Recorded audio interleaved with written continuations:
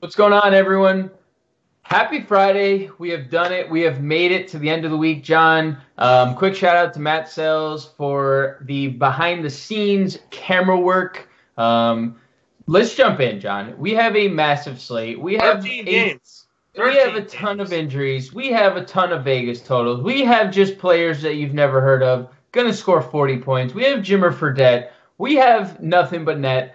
It's going to be crazy. Let's just jump in right away, John. Let's just talk about the injuries because there are a boatload. I don't really know where to start. I'm just going to read off my list that I have here, my handy-dandy notepad. Taj Gibson's out. Kevin Love is out. OG Anunoby is playing. Marvin Williams is out. Michael Kidd-Gilchrist is going to start. Rashawn Holmes is out. Stanley Johnson is out. Seth Curry is questionable. Marcus Morris has been upgraded to questionable. Dennis Smith Jr. is out. Willie Cauley-Stein is out. Luka Doncic, Jalen Brunson, Dwight Powell all out. Devin Booker, we know, shut down for the season. Blake Griffin went through shoot around. He is going to he's questionable. Boogie Cousins is not going to play. Emmanuel Mudiay is not going to play. Josh Richardson's not going to play. Ricky Rubio is questionable. Darren Collison doubtful. Joe Noah out. Kyle Kuzma questionable. I'm probably missing 37 others. Yep. But those are the ones that we're taking a look at. 10 more will get late scratched. So. 10 more, including Anthony Davis, because he's still listed as probable as of 6 o'clock now. He hasn't played in, 2 weeks? So. Hasn't been played in 2 weeks, has been probable every single night. Plus, he's flipping off Pelicans fans now in his spare time when he's sitting on the bench. So let's hop over to Vegas. Again, there's 13 games. There are 4, 5, 6, 7, 8 of the 13 over 220. We do have the most significant, I think, point spread of the slate or of the year, right? 18. Houston has 18-point favorites. John, if you were taking the over or under on that, what would you say? I would probably go over, to be honest with you. I mean, James Harden went for 100 fantasy points last night against the Knicks. So, good luck to New York and Point Hazonia tonight. I'm sure that'll work out just fine for them. Do you have anything to give to the good people at Fantasy Alarm today, John? It looks like the weather's going to clear up in that Philadelphia game. So, for those of you watching this for baseball, you should be okay. But now, other than that, I'm ready to go. There's just so many guys to talk about. So, as you mentioned before we jumped in there, there's 63 names. There's a few Inception players in here as well. Guy posts within a post. So let's copyright that, by the way, for next year, definitely. Because no one else is talking about it, the Inception within their playbooks, and I hope it doesn't stretch beyond our live stream. So it was definitely our idea. We created the idea of things within things. So. And it's definitely not. It was definitely not a movie before. It was not a movie. No, it was our idea. So let's jump into point guard. Darren Collison just ruled out. There's one more guy. Okay, so let's just keep a running tally on how many names are ruled out by the end of the slide. Scroll going along the bottom. Please. Let's start at point guard, where we have basically every team playing tonight. I mean, there's only 4 teams not playing, so we're going to be able to mention everyone under the sun. Russell Westbrook, Damian Lillard, Kyrie Irving, Trae Young. All the elite guards tonight. Westbrook is projected to be the highest owned player of the slate, coming off one of the most historic games we've seen in quite a while. Then he gave a nice shout out to Nipsey Hussle after that game. I thought that was pretty cool. Where are you going at this top tier? And honestly, break down the middle tier once you're done with the top tier. Yeah, I mean, I really do want to fit Russell Westbrook in as many lineups as I can. I tried to do that. The price is expensive. 11.3 DraftKings is one of the higher DraftKings prices we've seen, this year. $12,000 in FanDuel, obviously one of the top prices. And a slate where a lot of guys are, the names no longer match the prices. We're paying, $6,000-$7,000 for guys that really should be $4,000 because of injuries. So there's not really a lot of value because the value players are all priced up because everybody's sitting out, benching their rosters and injuries and all these. So, I wasn't able to put some lineups together with Westbrook that I'm happy with. But it is a tight fit. I couldn't get all the plays. I think there are some really strong matchups tonight that I really want to look to take advantage of. So you kind of have to sacrifice a little bit of that to get Westbrook in your lineup. But I mean, he's coming off that 2020 game. Right. Unbelievable. Like, right. Yeah, just crazy to see him do that. Like you said, not even video game like numbers because it's even pretty hard to do that, in NBA 2K or whatever. So, top of the play for sure. Go down to get Lillard, still taking a bunch of shots. Hasn't done well against Denver, and they're in Denver tonight, so that's a little worrisome, right? But I mean, just the fact that there's no McCollum still, I think he's worth just throwing out there as a contrarian play. As much as I hate him on my team, I think Kyrie Irving has to be considered tonight in what is honestly it's a must win. I've had conversations all day with my friends. Celtics are currently sitting in the 5 seed. The Pacers are in the 4 seed. They're going to play each other in the playoffs regardless. You need the home court. If the Celtics win tonight, they would leap the Pacers for the home court tiebreaker. Right. Obviously, there's still games to play. They could just as easily lose and lose that. But at least for tonight, with a win, they're the 4 seed. And who knows? Maybe the Sixers collapse. Only 2 games beyond the Sixers for the 3 seed. You never know. So they need to win tonight for sure. I think Kyrie shows up here. No Collison should make that easier on him. So I'm expecting a big game out of Kyrie. I like him a lot. And then, I mean, what more do we have to say about Trae Young? He led Atlanta to a win over the 76ers the other day. Put up 63 fantasy points, had another huge night. I mean, this is a kid that's really, I think, trying to close out the season, making everybody remember that, hey, Luka Doncic is hurt.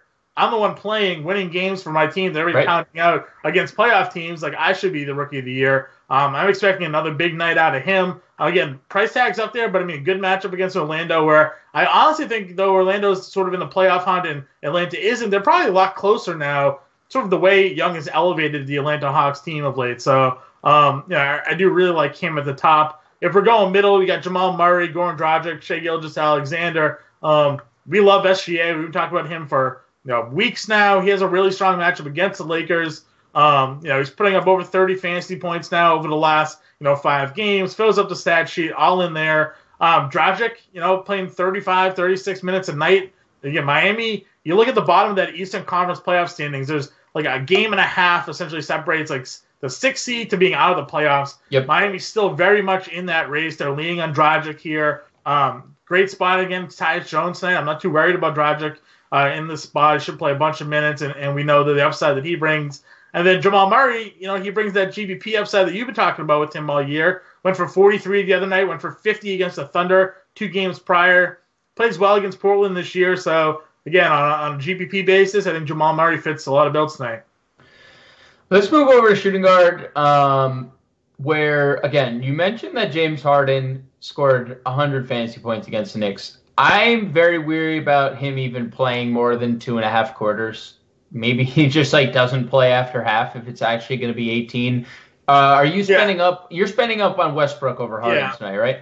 Yeah, I'm not paying for Harden. But he is obviously the pivot off of Westbrook, just in terms of a total ceiling for tonight's slate. But I mean, how do you look at that 18-point spread and think you're going to get 3/4 out of James Harden? Right. It just doesn't seem likely, especially the fact that they're in Houston.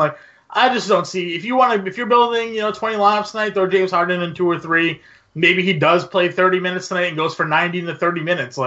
It's the Knicks. It's not like he's not going to take 50 shots. So, there's some pivot GBP appeal if you're kind of maxing out some tournaments, but definitely not in any sort of single entry builds or definitely not cash games for me tonight. The guy that I really want to play and the person I've had trouble fitting in my lineups because I'm trying to go heavy on Westbrook tonight is Donovan Mitchell because we're waiting on news if Rubio and Nato are going to play or not. I think it was Rubio sat out the last game. They're both questionable tonight. If they both sit, we get that point Donovan Mitchell, and he has 60-plus fantasy point upside in that matchup, and he draws the Kings. So he gets that spot up against De'Aaron Fox, who we've been targeting all season long defensively, horrible defensive team. If we're going to get Mitchell starting at point guard tonight as a primary ball handler, I'm really going to try to maybe think a little bit if I really want to pay up for Westbrook, and maybe I'd rather spend down and fit Trae Young and Donovan Mitchell in my lineup instead of Westbrook and plan B on shooting guard. So Harden and Mitchell, obviously the 2 guys up here. I threw Beal in the players I like, but not someone I wrote up in terms of analysis. He's just always someone at the top I think you need to consider as well. Yeah, and he's just playing a gajillion minutes regardless of. Right. They just don't care. They're just going to let Bradley Beal. get that bonus by making the All-NBA team and Yeah. move on from there. The rest of the shooting guard position, you gotta have guys like Buddy Hield. We know he's a tournament play. Lou Williams, another guy we know is a tournament play. And Lakers shooting guards don't defend anybody. No Mike Conley means yes, please to DeLon Wright. And there's no Dallas anybody. No one worth noting in Dallas. You like D Wade tournaments or cash games? Both. I like them all formats. I like Wade in all formats. You mentioned the Dallas thing. At point guard, he's written up at the top, but Trey Burke, again, someone you can certainly throw in your lineup tonight at point guard. Because again, they're benching everybody. Doncic, Brunson, no Powell. Like it's going to be the backups of the backups. They're over there in Dallas tonight. Evan Fournier has a pretty decent ownership percentage for a 13-game slate, and he's been really good, and he gets Atlanta. So I think he's probably someone. Him and Ross have both done very well against Atlanta. I mean, it's Atlanta. A lot of teams do well against them. Right. But there are games where, obviously Fournier kind of disappears, but averaging 33 fantasy points against Atlanta this year. Ross averaging 28 fantasy points in 24 minutes off the bench. So both of those guys in play at shooting guard for Orlando tonight. You like Wiggins and Waiters, guys you have not written down in your playbook?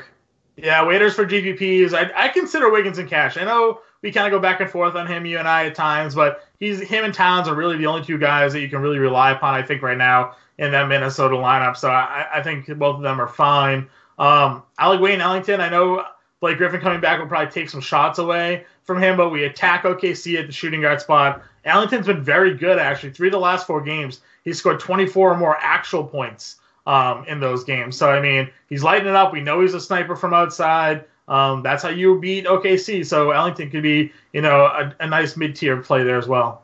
And then your 2 value guys, Justin Anderson, who we know is going to start tonight, and then Jordan McRae, who you were poo-pooing the other day. You saw him in my playbook, and then he went off because he's just one of those guys who just has never seen a shot he does not like, period. He'll shoot no matter the situation. So they're definitely 2 viable value options. Moving on small forward, it always is more of a bleak position, seemingly, especially on FanDuel, and I guess that's why we see Paul George's ownership at nearly 19% on a 13-game slate. I mean, that's pretty high considering how much variance you could have with your lineups on a 13-game slate. Right.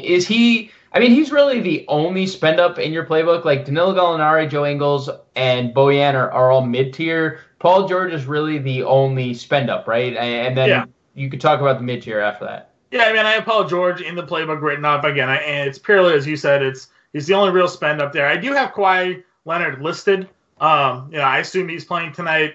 We don't know yet. Obviously, he could always just be scratched. But again, him against Charlotte's, that's fine.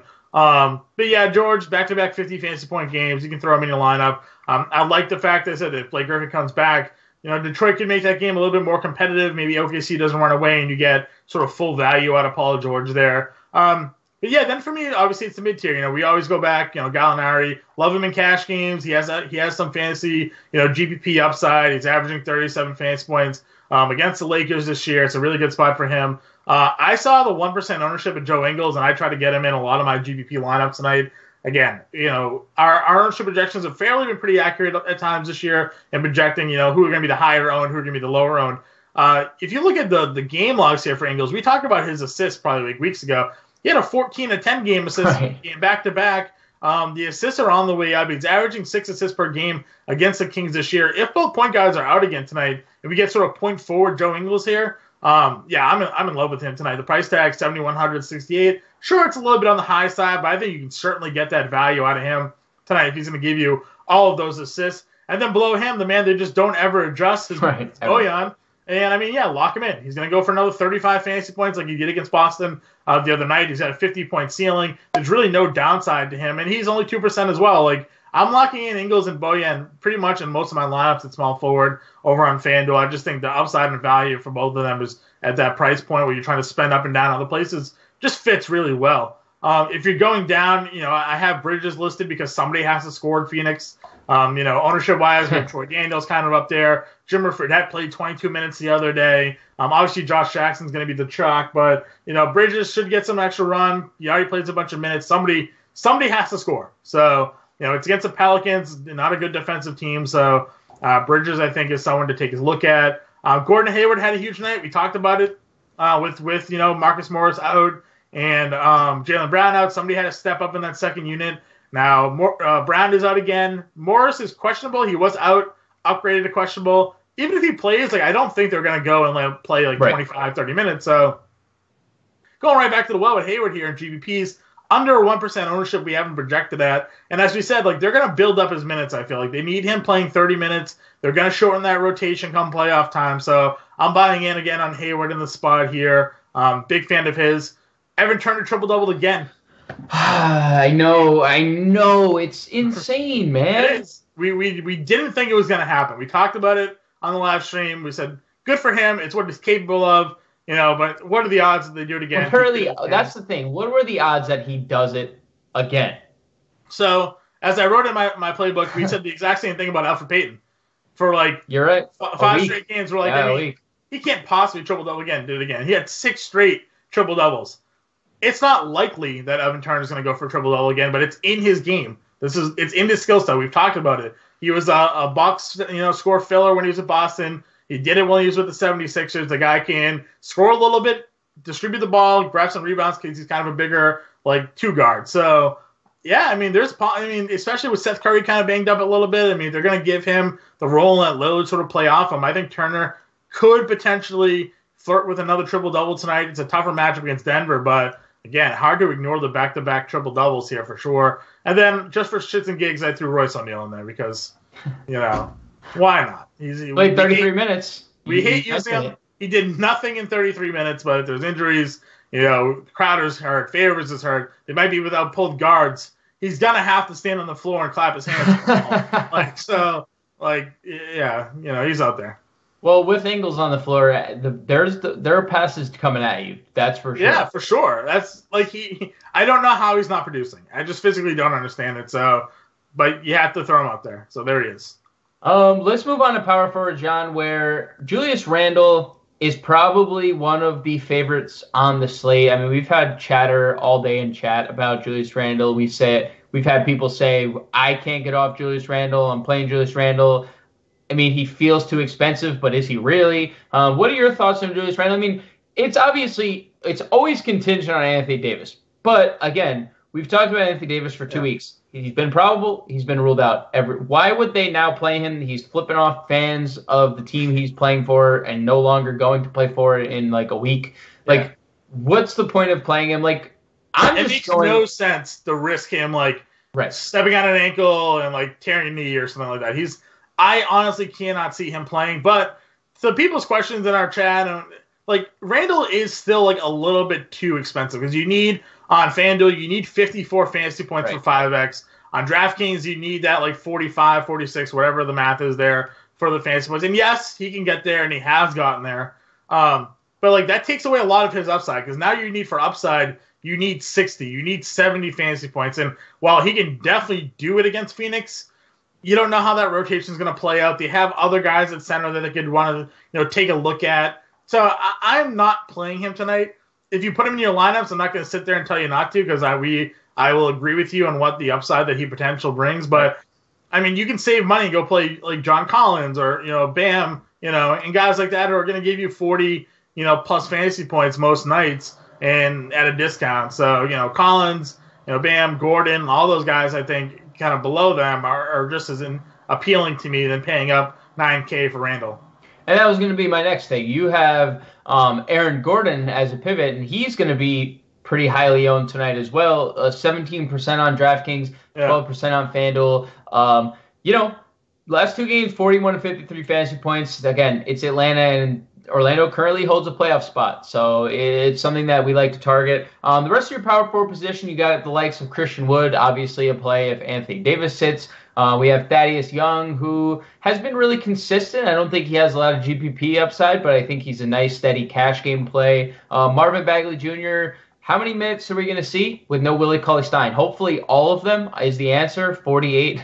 Obviously wishful thinking there, but there's obviously minutes to be had with Cauley-Stein out. You got guys like Ivan Rabb, who just the Grizzlies just don't have able bodies. I don't know if one of the 9 Zellers is officially playing tonight. Like, I know they signed him today. I don't know if he has made it to Memphis and is suiting up. Like, he's obviously not on the slate and whatever, but I'm interested to see if he is like, they're just like, all right, I think he's just gonna be a body. I mean, right. He has kind of floated around different teams, so it's not like he's coming off the streets from not like playing. Like, I think he was just like Atlanta or something like that. So like he's kind of been with teams, so it's possible. But I think he's largely there just to back up in case somebody gets hurt.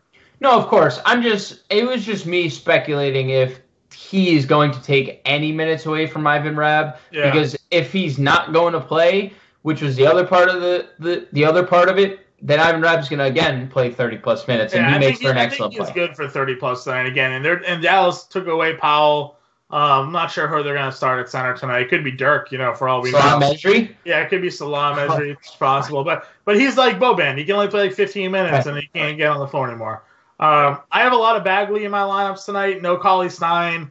I know it's a tough spot here against Gobert, but we haven't really been afraid of attacking Gobert offensively this year. Like in years past, where he's been like the best defensive player in the NBA in terms of defensive rating, and he blocks all the shots, hasn't really been the case this year. Like you've been able to play centers against him and have like productive nights. So I'm hoping they don't mess with Bagley's minutes tonight. No Cauley-Stein. I want to see 35 minutes out of him. The dude is just a monster when he gets that run.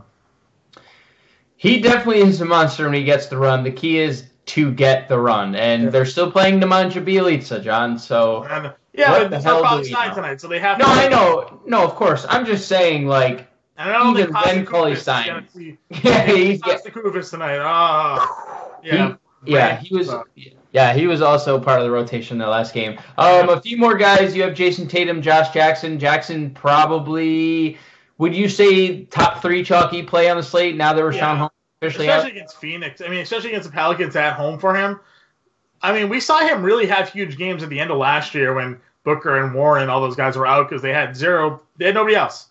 And here we are again, Josh Jackson pretty much being the only player that can shoot the basketball effectively there in Phoenix against one of the best matchups for wing players in the NBA against Pelicans. So, I was surprised to see just the ownership that we had early. I'm expecting when that update comes out for that to be bumped up a little bit. And then Tatum, we talked about him last stream as well. With Morris out, with Brown out, the offense had to sort of, go in another direction a little bit. Tatum had a decent game there against Miami. If Morris is ruled out again, I still think Tatum could be a decent play. Yeah, and 39 minutes is super encouraging. They're just not taking him off the floor. And you said they're shrinking their rotation. They're already shrinking their rotation too. So it's Tice isn't even playing anymore, and he was a guy that was playing 20 minutes a night for them. So like they've cut it down to like 6 or 7 guys pretty much, and that's what they're doing. So one of those 6 or 7 guys, actually perfect pivot over to center, is Al Horford, who you have written down.